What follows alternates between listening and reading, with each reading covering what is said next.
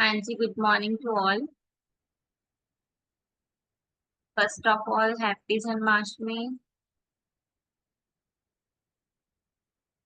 जन्माष्टमी की बहुत बहुत शुभकामनाएं सबको। Good morning ma'am. Same to you ma'am. अच्छे से सेलिब्रेट करना और इंडियन फेस्टिवल्स है, एंजॉय करना और कुछ सीखना जरूर। किशन जी के बारे में थोड़ा पढ़ना और थोड़ा सीखना उनसे। ठीक है।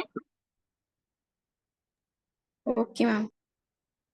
Okay, let's start the class. Next हमारा चैप्टर 7 स्टार्ट हो रहा है आज, दैट इज पोस्ट अकाउंटिंग। ठीक है। चैप्टर 7 है हमारा अकाउंटिंग का, वो है post accounting.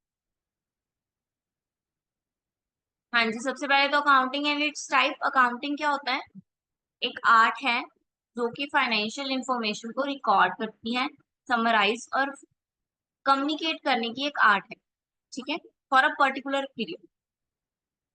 Accounting is an art of recording, measuring and communicating information about the financial transaction for a particular year.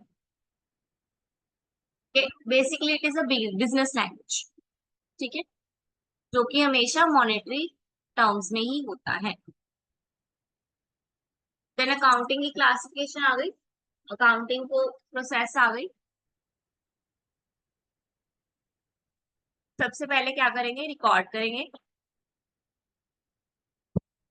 Record, then classifying, then summarizing, then reporting, then interpreted. ठीक है।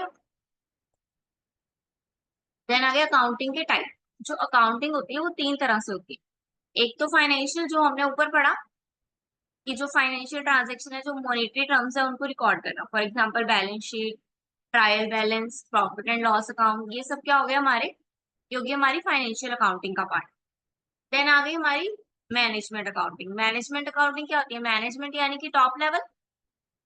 ठीक है, जो एंटरप्रेन्योर है, company के share holders हैं, जब वो जो डिसीजंस लेते हैं, जो टॉप लेवल पे ऑब्जेक्टिव्स को ध्यान में रख के डिसीजंस लिए जाते हैं, वो क्या होती है? वो मैनेजमेंट अकाउंटिंग होती है। ठीक है, लाइक कितना स्टॉक मंगवाना है। ठीक है, बड़े लेवल पे इसको डिसीजन लिया जाता है। ठीक है, कौन सी स्ट्रेटेजी अपनानी है, आप कौन सा न्यू प्रोडक्ट लॉन्च करना है। ठीक है, क्या क्या हमारी स्ट्रेटेजीज होनी चाहिए, वो सब जो डिसीजन लेती हैं वो टॉप मैनेजमेंट्स लेती हैं। तो वो जो डिसीजन होते हैं उसको उसको बोलते हैं मैनेजमेंट अकाउंट। देन थर्ड आ गया कॉस्ट अकाउंटिंग। कॉस्ट अकाउंटिंग क्या है? जो कॉस्ट से रिलेटेड, यानी कि प्रोडक्ट के ऊपर जितनी कॉस्ट लग रही है, ठीक है, उसको बेचने में, उसको खरीदने में, उसके ट्रैवलिंग में, जितनी भी कॉस्ट लग रही है, उसके रिलेटेड जो भी डिसीजंस लिया जाएगा, या कॉस्ट कितनी रखनी है हमने अपने प्रोडक्ट की, प्राइस कितना रखना है, वो जो डिसीजंस लिए जाते हैं कॉस्ट से रिलेटेड, वो सब किस में आते हैं? कॉस्ट अकाउंटिंग में आते हैं। देन हम डिफरेंस पढ़ेंगे कॉस्ट अकाउंटिंग और फाइनेंशियल अकाउंटिंग। क्या डिफरेंस है दोनों में? It classify cost record present and interpret it in a significant manner. किसका रिकॉर्ड रखेगी? ये सिर्फ और सिर्फ कॉस्ट का, प्रेजेंट कॉस्ट का। ठीक है। देन फाइनेंशियल क्या है? वो किसका ध्यान रखेगी? मॉनेटरी टर्म में जितनी भी ट्रांजेक्शन हो रही प्रेजेंट में, तो ये फाइनेंशियल अकाउंटिंग में उसका ध्यान रखना। ठीक है, कॉस्ट अकाउंटिंग में कॉस्ट का, फाइनेंशियल में मॉनेटरी टर्म का। Then objective. ऑब्जेक्टिव क्या है कॉस्ट के? कि कॉस्ट को कंट्रोल करना। जितनी कम कॉस्ट होगी उतना ही प्रॉफिट होएगा ना बिजनेस को। मान लो एक प्रोडक्ट है, मैंने वो सेल करना है 10 रुपए में। ठीक है, और उसको बनाने की कॉस्ट 7 रुपए पड़ रही है, तो मुझे प्रॉफिट कितने का हुआ? 3 रुपीज का। 3 रुपए का, 3 रुपीज का। और वही अगर मेरी कॉस्ट कंट्रोल हो जाए, मैं और यूटिलाइज करूँ रिसोर्सेज को, और मेरी कॉस्ट 5 रुपीज रह जाए, तो प्रॉफिट कितने का आएगा?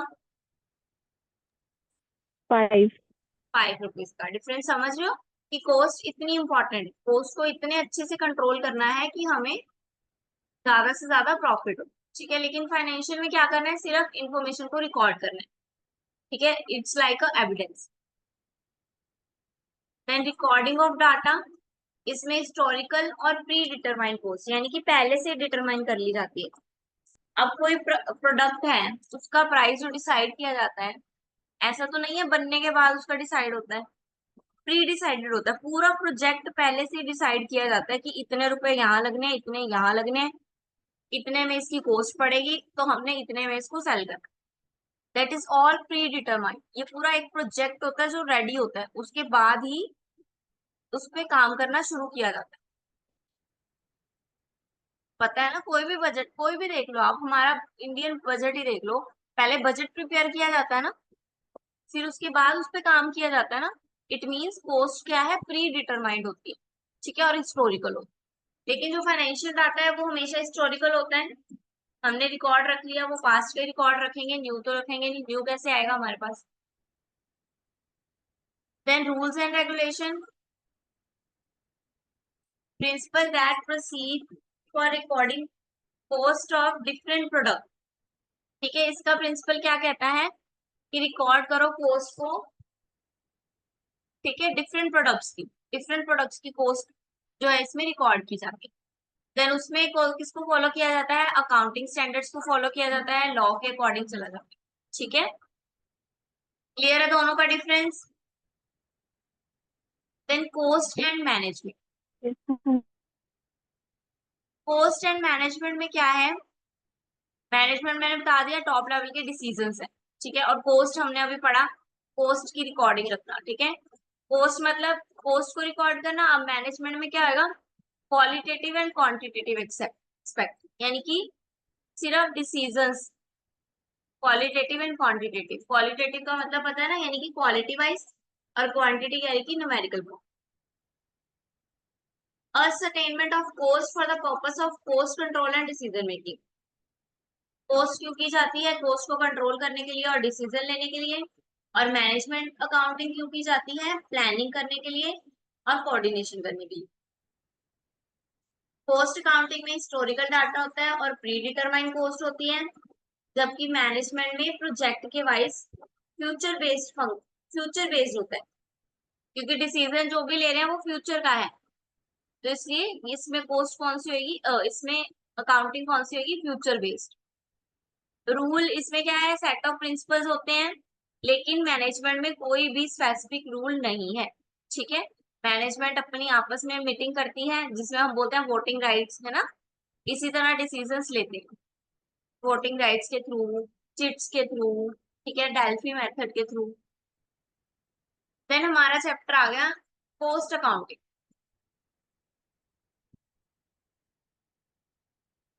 After passing 12th, if you set up a small manufacturing unit, say manufacturing of pen, ठीक है, a problem will arise what price of each pen should be quoted to the buyer, ठीक है। मान लो आप 12वीं के बाद अपना बिजनेस शुरू कर रहे हो, वो बिजनेस है पेन का, तो सबसे पहले जो प्रॉब्लम होती है वो क्या आती है कि उसका प्राइस क्या रखना है, जो बायर के लिए प्राइस रखना है वो क्या होना चाहिए। उसमें बहुत सारे फैक्टर्स देखे जाते हैं, fix the pricing of the product item such as competitive price etc.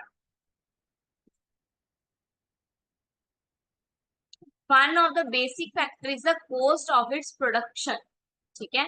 हमने प्राइस रख लिया, फिक्स कर दिया प्राइस अपने कॉम्पिटिटर के हिसाब से, लेकिन मेन फैक्टर क्या है हमारा, कॉस्ट है। Cost is essential not only to fix price but also ascertain the margin of the profit. यही अभी हमने पढ़ा, अभी हमने एग्जाम्पल लिया था 10 रुपए वाला, कि अगर 5 कॉस्ट होगी तो 5 प्रॉफिट होगा, और वही अगर 3 कॉस्ट, अगर 7 कॉस्ट होगी तो 3 रुपए ही प्रॉफिट होगा। तो ये वही बता रहे हैं कि सिर्फ प्राइस नहीं डिटरमाइन करती, हमारे प्रॉफिट के मार्जिन को भी बढ़ा देती है। Then knowledge of cost determine is necessary, check on the cost control product on the waste, control on the wastage, ठीक है। तो इस कॉस्ट अकाउंटिंग के लिए हमें क्या नॉलेज होनी चाहिए, हमें अपनी कॉस्ट ऑफ प्रोडक्ट पता होनी चाहिए कि प्रोडक्ट को खरीदने पे कितने पैसे लग रहे हैं, और जो हमारी वेस्टेज है उसको हमने कंट्रोल करना है, तभी हमारी कॉस्ट कम हो सकती है। The accounting used to study the various aspects of cost is known as cost accounting. In this lesson, you can learn, ठीक है, अब हम इसमें cost accounting के बारे में पढ़ेंगे. देन कुछ पॉइंट्स जो आपको पता होने चाहिए cost से रिलेटेड ही हैं सारे. देखो, cost क्या है? The amount of expenditure incurred or attribute on a given thing. For example, cost of mobile is rupees 8,000. cost क्या होती है? जो भी उसका प्राइस होता है या जो भी हम उस पे खर्च करने के लिए खर्च कर रहे हैं. ठीक है, जैसे कि cost of mobile is 8,000, then 8,000 is the cost. Costing क्या है? ये एक टेक्निक है. ठीक है, कोस्ट, मार्जिन और मार्जिन कोस्टिंग, इन सबको देखने की ये एक टेक्निक है. क्या कोस्ट प्राइस है और कोस्टिंग क्या है? टेक्निक है कि उसको कितनी कोस्ट आनी चाहिए, वो ध्यान में रखना, वो टेक्निक है, वो मेथड. कोस्ट अकाउंटिंग क्या है? इसी कोस्ट का पूरा डाटा रखना, उसको एनालाइज करना, इंटरप्रेट करना, देन डिसीजन लेना. ठीक है, ऑपरेशनल प्लानिंग करना कोस्ट के रिलेटेड. तो वो किस में आ गया? Cost accounting is a big concept. Cost accounting में कोस्ट की वैल्यू है, लेकिन कोस्ट अकाउंटिंग है. अकाउंटिंग का मतलब है हम उसको पूरा रिकॉर्ड करेंगे, उसको पूरा एनालाइज करेंगे, उसको पूरा क्लासिफाई करेंगे. देन कोस्ट अकाउंटेंसी क्या है? जो प्रिंसिपल्स जो सेट किए गए हैं प्रॉफिट निकालने के लिए, उसको बोलेंगे cost accountancy. Then cost control क्या है? जो हम मेजर्स लेंगे, ठीक है, जो हम मेथड्स लेंगे कि कोस्ट कम से कम आए, कोस्ट को कंट्रोल करने की, कोस्ट के बजट बनाने की, that is cost control. Then audit. देखो, सिर्फ कोस्ट लग गया आगे, पीछे वाले थिंग का जो मीनिंग है वही है. ऑडिट का मतलब है ऑडिट करना, एनालाइज करना. तो अब कोस्ट ऑडिट है, इट मीन्स कोस्ट को एनालाइज करना. ठीक है, प्लान करना कोस्ट को. क्लियर है बेटा यहाँ तक? Yes, ma'am. Then objective of cost accounting. Cost accounting के ऑब्जेक्ट क्या होता है? सबसे पहले तो टू कैलकुलेट कोस्ट. सबसे पहले तो कोस्ट कैलकुलेट करना कि हमें एक प्रोडक्ट को प्रोड्यूस करने के लिए कितनी कोस्ट आ सकती है, उस कोस्ट को कैलकुलेट करना सबसे बड़ा ऑब्जेक्ट. ठीक है, ऑब्जेक्टिव है. Then to determine profit. फिर वो कोस्ट आ गई तो अब ये देखना कि कितना प्राइस रखे मार्केट में कि हमें प्रॉफिट भी हो और हमारा और बायर बाय भी कर ले. ठीक है. देन सर्टेन सेलिंग प्राइस, वही सेलिंग प्राइस डिसाइड करना कि उसको बेचना कितने में है, कितने में बायर रेडी हो सकता है उसको खरीदने के लिए. देन कोस्ट कंट्रोल करना कोस्ट को. अगर हमारी वेस्टेज हो रही है प्रोडक्ट की, तो हम उसको वेस्टेज को रोकें ताकि हमारी कोस्ट जो है वो कंट्रोल में आ सके. Then cost reduction means cost को रिड्यूस करने की ट्राई करना. ठीक है, जितने कम रिसोर्सेज में हम ज्यादा प्रोडक्शन कर सके उतनी ही ट्राई करना. देन कैरेक्टरिस्टिक्स पढ़ो जरा. कैरेक्टरिस्टिक्स क्या लिखे हैं?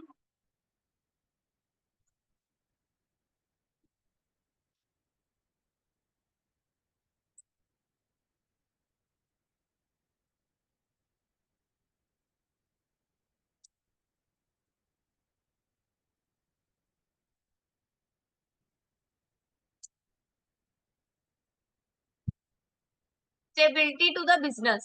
ठीक है, यानी कि स्टेबिलिटी लेके आना बिजनेस में.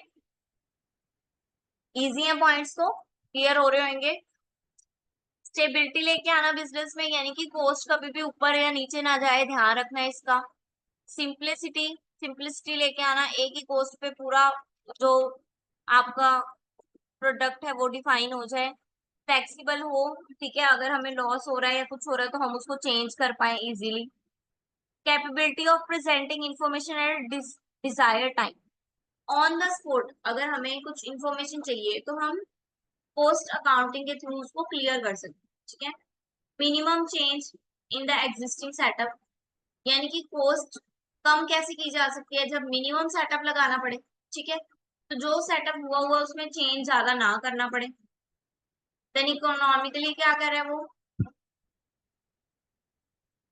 ये है स्टेबिलिटी टू द बिजनेस, यानी कि बिजनेस के अंदर अंदर क्या है उसके फीचर्स, ठीक है। अब बाहर की दुनिया के लिए, यानी कि आउटसाइड द, ये हो गया मार्केट में और ये हो गया बिजनेस में। मार्केट में कंपैरेटिबिलिटी, बाकी से कंपैरेटिबिलिटी होनी चाहिए। ये ना हो हमारी चीज हम 100 में बेच रहे हैं, मार्केट में वही चीज 10 रुपए की मिल रही है, ये तो कोई कंपैरिजन ही नहीं ना होगा। ये हो सकता है कि आपका अच्छा प्रोडक्ट है तो आप उसको 80 की बजाय 100 में दे रहे हो, लेकिन ऐसा नहीं ना हो सकता कि 10 की चीज आप 100 की दे रहे हो। Then uniformity of forms, similarities होनी चाहिए। Efficiency system of material control, जो भी मटेरियल आ रहा है उसको ध्यान से रखना और संभाल के रखना। डी डिपार्टमेंटलाइजेशन ऑफ एक्सपेंसेस, जो एक्सपेंसेस है वो डिपार्टमेंट के हिसाब से होनी चाहिए। प्रोडक्शन डिपार्टमेंट की जो एक्सपेंसेस है वो प्रोडक्शन डिपार्टमेंट में, मैनेजमेंट डिपार्टमेंट के जो एक्सपेंसेस है वो मैनेजमेंट डिपार्टमेंट के, फाइनेंशियल के हैं जो फाइनेंशियल में। सबकी जो कॉस्ट है वो अलग अलग होनी चाहिए, सबके एक्सपेंसेस अलग अलग कैलकुलेट होने चाहिए। देन स्कोप क्या है इसके, फर्स्ट आ गया cost book keeping. Cost book keeping is a maintaining double entry system. Double entry system हमने सबसे पहले चैप्टर में पढ़ा था कि जब एक एंट्री दो जगह पे रिवर्स हो रही है, यानी कि रिवर्स एंट्री हो रही है, एक ही एंट्री दो बार डल रही है, दैट इज डबल एंट्री। तो अकाउंटिंग को, बुक को मेंटेन करना डबल एंट्री के सिस्टम के हिसाब से, ठीक है। देन कॉस्ट असेसमेंट, यानी कि the main function of cost accounting is ascertainment of cost and help in decision. Cost को डिफाइन करना कि कॉस्ट कितनी आ रही है, और देन डिसीजन लेने में हेल्प करना।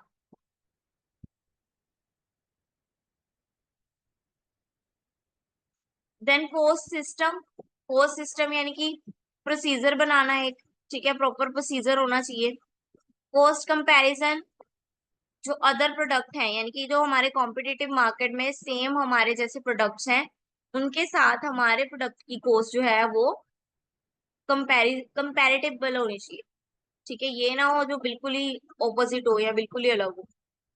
कॉस्ट एनालिसिस, यानी कि एनालाइज करना, जब कॉस्ट फाइनल कर दी है, सब फाइनल हो चुका है, तो उसको एनालाइज करना कि जो हम कर रहे हैं या जो अब प्रेजेंट में हमारी कॉस्ट इतनी रखने पे दिखाई दे रहा है, उसको सबको एनालाइज करना। देन कंट्रोल, यूटिलाइज करना अच्छे से कॉस्ट की इंफॉर्मेशन को, कॉस्ट को, वेस्टेज को कम करना। देन कॉस्ट रिपोर्ट, रिपोर्ट यानी कि एक रिपोर्ट प्रिपेयर करना कि हमने अगर ये कॉस्ट का ये डिसीजन लिया है तो इससे हमें फायदा हुआ है या नुकसान हुआ है। कॉस्ट का डिसीजन ले क्यों रहे हैं, चेक करने के लिए ना, कि अगर हमें प्रॉफिट हो रहा है तो ही ये रखेंगे, तो उसकी प्रॉपर रिपोर्टिंग करना, प्रॉपर रिपोर्ट तैयार करना। क्लियर है?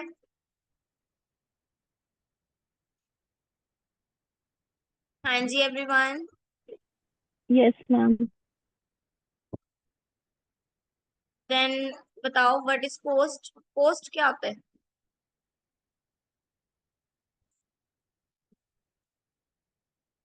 हाँ जी, व्हाट इज मैम कॉस्ट? किसी भी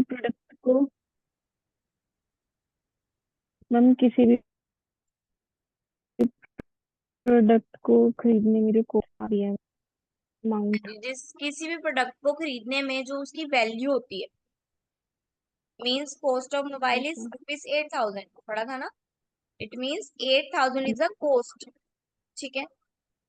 फाइनेंशियल अकाउंटिंग क्या होता है?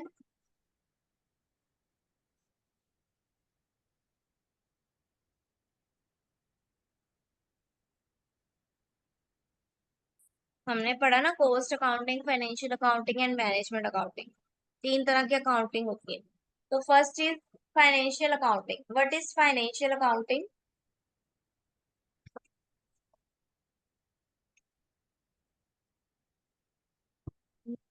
मैम इसमें जो फाइनेंस से रिलेटेड ट्रांजैक्शंस होती हैं हाँ उनको जी, जब हम हम मॉनेटरी रिलेटेड यानी कि फाइनेंस रिलेटेड ट्रांजेक्शन्स को रिकॉर्ड करते हैं, समराइज करते हैं, एनालाइज करते हैं, कंट्रोल करते हैं, प्लान करते हैं, that is financial. Then financial. Management accounting, ma'am इसमें मैनेजमेंट से रिलेटेड, जिसमें उन्होंने कोई भी डिसीजन लेना है वो। मैनेजमेंट के रिलेटेड या मैनेजमेंट डिसीजन ले रही है? मैम इसमें मैनेजमेंट जो डिसीजन लेगी। हाँ जी, decision taken by the management for management. With the object of the company. ठीक है, with in the object of the company. Then what is cost accounting? Ma'am इसमें सारा कॉस्ट रिलेटेड है। हाँ जी, सब कुछ related to the cost, cost of the product, cost of the expenses, cost of the manufacturing of the product, ये सब।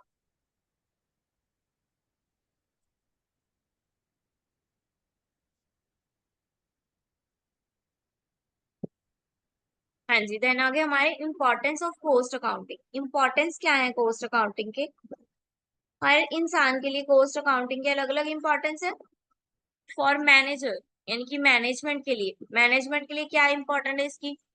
Profit को डिटरमाइन करना आसान हो जाता है, सेलिंग प्राइस फिक्स करने में हेल्प करता है, बिजनेस की इकोनॉमी पॉलिसीज बनाने में हेल्प करता है, और कॉस्ट को असर्टेन करने के लिए, यानी कि फिक्स करने के लिए कॉस्ट को फॉर द प्रोडक्ट, उसमें हेल्प करता है।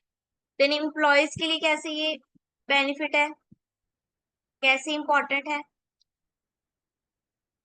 इफिशिएंसी लेवल इंक्रीज करता है वर्कर का, ठीक है, एज इंक्रीज एज वेजेस, ठीक है। इफिशिएंट और इनइफिशिएंट में डिफरेंस बताता है एम्प्लॉयज को, ठीक है। अगर एक एम्प्लॉय 5 प्रोडक्ट प्रोड्यूस कर रहा है और दूसरा 10 प्रोड्यूस कर रहा है, ठीक है, तो उसको पता चल जाएगा कि मैं क्या हूँ, अनइफिशिएंट हूँ, ठीक है, उसको अपनी कमियां पता चल जाएंगी। Then efficient worker will get more wages, ठीक है, more efficient worker more wages, फिर उनको जॉब सेटिस्फेक्शन हो जाती है, ठीक है, कॉस्ट से, यानी कि उनको वेजेस मिलने से जॉब सेटिस्फेक्शन होती है। देन क्रेडिटर एंड लेंडर, इनके लिए कैसे इंपॉर्टेंट है cost?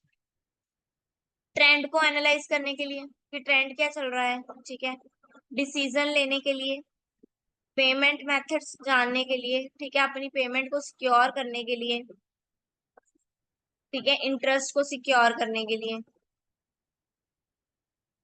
Then to government, government के लिए कैसे इंपॉर्टेंट है? टैक्स लगाने के लिए, ठीक है।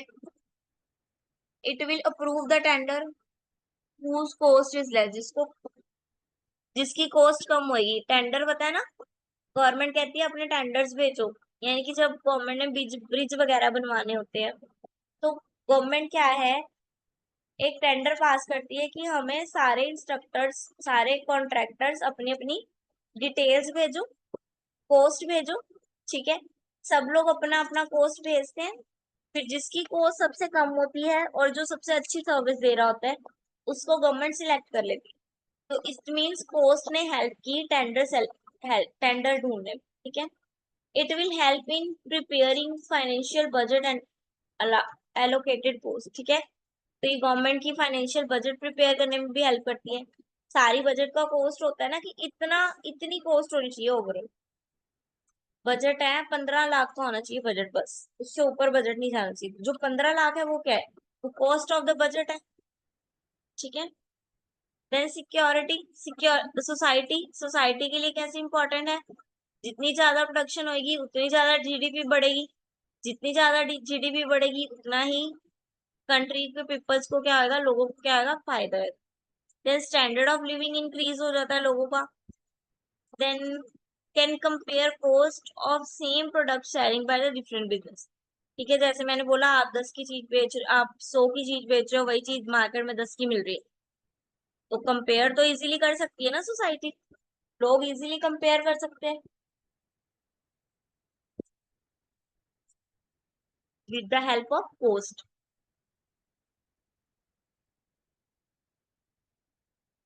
हाँ जी, देन आ गई हमारी लिमिटेशंस। लिमिटेशंस क्या है? थोड़ी सी टाइम कंज्यूमिंग है, ठीक है, यानी कि ये इजीली फाइंड आउट नहीं की जा सकती, इसके लिए हिस्टोरिकल डाटा सर्च करना पड़ता है, प्रेजेंट डाटे पे ध्यान रखनी पड़ती है, तब जाके फ्यूचर के लिए प्री डिटरमाइन ऑब्जेक्ट क्लियर किया जाता है, ठीक है, तब जाके प्री डिटरमाइन सोल्यूशन निकाला जाता है। देन एक्सपेंसिव, हाँ जी, थोड़ा एक्सपेंसिव भी है, एक्सपेंसिव भी है, हर कोई कॉस्ट अकाउंटिंग कर नहीं सकता। Not useful for decision making, मतलब कि कभी कभी डिसीजन मेकिंग में इतना अच्छा साबित नहीं होता है, क्योंकि कॉस्ट है, और कॉस्ट के डिसीजन से कुछ भी फर्क पड़ सकता है। ठीक है, कॉस्ट कभी भी बदल सकती है, टाइम वैल्यू ऑफ मनी है, मनी अपना टाइम टाइम के हिसाब से चेंजेस होते रहते हैं मनी में, तो जो कॉस्ट है वो भी चेंज हो सकती है। Then duplication of work, work की डुप्लीकेशन हो सकती है, एक ही काम दो दो बार किया जा सकता है कॉस्ट अकाउंटिंग से। ठीक है,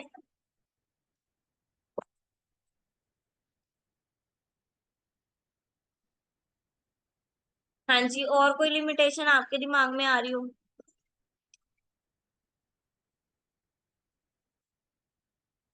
कोई लिमिटेशन, कोई इम्पोर्टेंट, कुछ भी बताओ।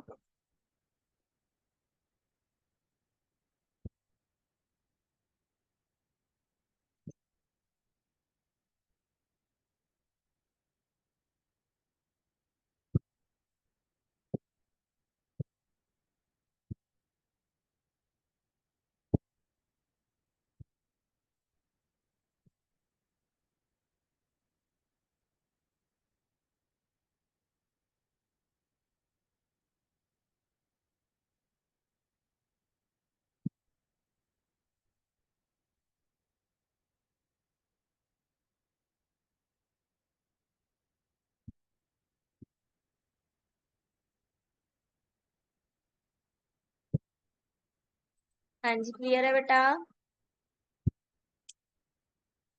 कुछ पूछना है? नेक्स्ट ये क्लासिफिकेशन है, ये हम कल पढ़ेंगे।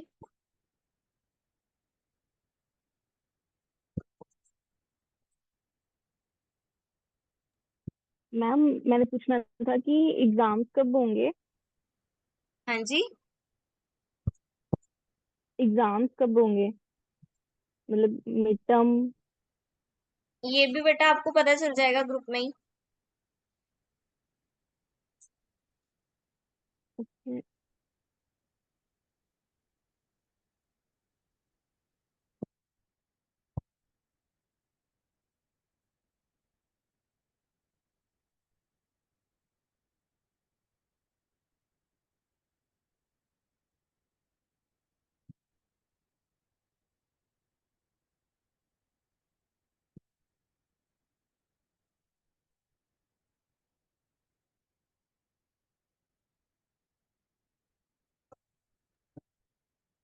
मैम आप हाँ जी, ये सारी पीपीटीज आपको शेयर हो